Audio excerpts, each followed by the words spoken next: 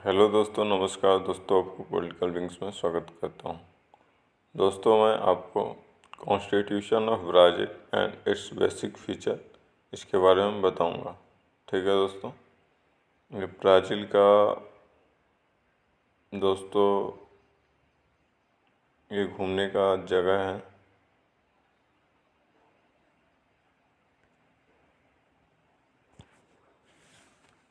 Brazil के संविधान की विशेषताएं।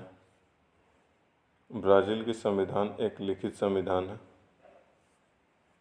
फिर दोस्तों, अपने देशवासियों की मौलिक अधिकार प्रदान करता है, जो कि संविधान के शुरुआत में ही दिया गया है या संविधान की प्रस्तावना के बाद दिया गया है। ठीक है। अब यहाँ पे राष्ट्रपति ही संवैधानिक प्रमुख होता है, जिसका कार्यकाल 4 वर्ष होता है और जो लगातार 2 इलेक्शन में भाग ले सकता है।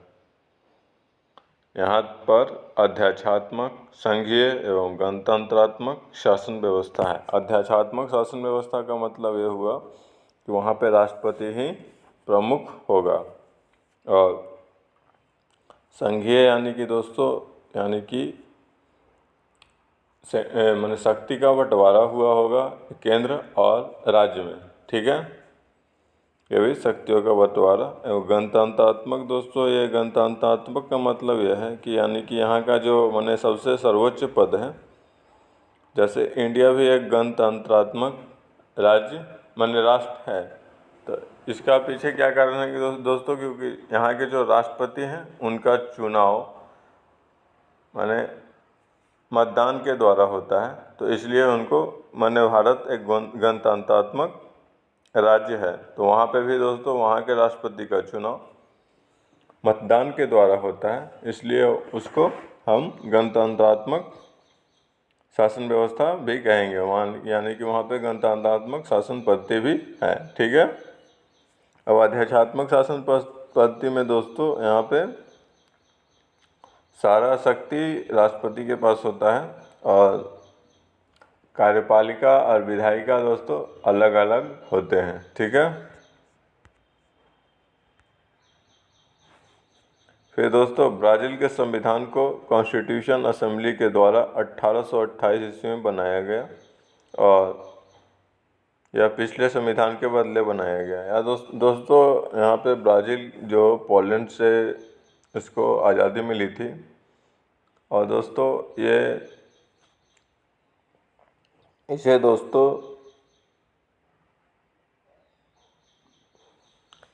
दोस्तों और भी बहुत सारे माने कानून बहुत सारे संविधान इन्होंने बनाया था दोस्तों।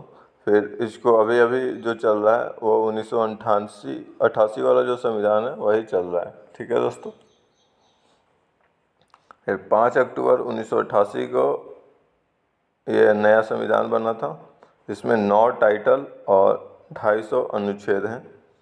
यहाँ पे द्विसदनात्मक शासन व्यवस्था है, यानी कि 2 सदन होंगे।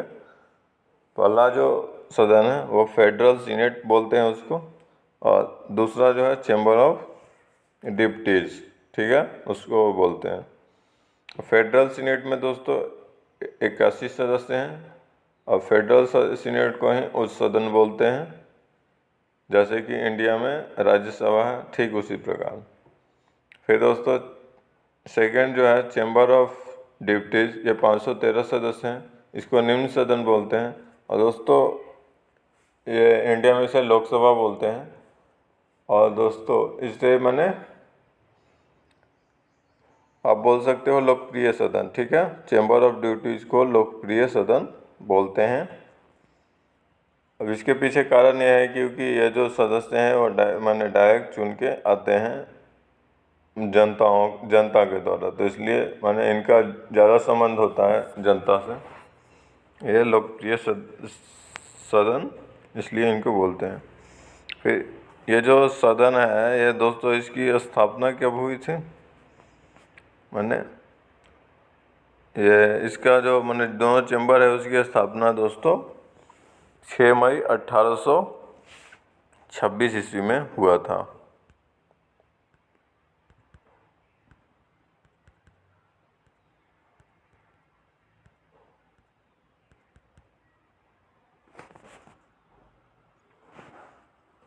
फिर दोस्तों यहाँ पे बहुदलीय शासन व्यवस्था है, ठीक है। और जो सीटों का बंटवारा राज्य के जनसंख्या के आधार पर किया जाएगा। यहाँ पे मैंने ऐसी व्यवस्था है कि वहाँ पे जो मैंने सीट का बंटवारा होता है वो राज्य की जनसंख्या के आधार पर होता है, और कम से कम 8 सीट और अधिक से अधिक 70 सीट किसी भी राज्य को दिया जाएगा। और दोस्तों इसमें ये बातें हैं कि अगर जिसका मैंने सबसे कम पॉपुलेशन होगा तो कम से कम उसको 8 सीट तो मिलेगा ही, और जिसका सबसे ज़्यादा पॉपुलेशन होगा जिस राज्य का उसको 70 सीट मिलेगा मैक्सिमम, इससे न तो कम होगा न ज़्यादा मिलेगा, ठीक है। तो ये है दोस्तों, ये दोस्तों इसके संसद के अंदर की कार्यवाही का दिखाया गया है यहाँ पे फोटो, और ये दोस्तों इसका मैंने संसद का जो भवन है वो उसके बारे में दिखाया गया, ठीक है दोस्तों।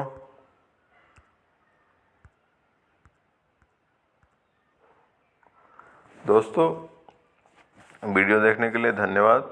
और दोस्तों आप पॉलिटिकल विंग्स यूट्यूब चैनल को सब्सक्राइब करें और वीडियो को लाइक और शेयर करें, और अपने विचार दोस्तों कमेंट में कमेंट करें, ठीक है दोस्तों। थैंक यू दोस्तों, वीडियो देखने के लिए धन्यवाद।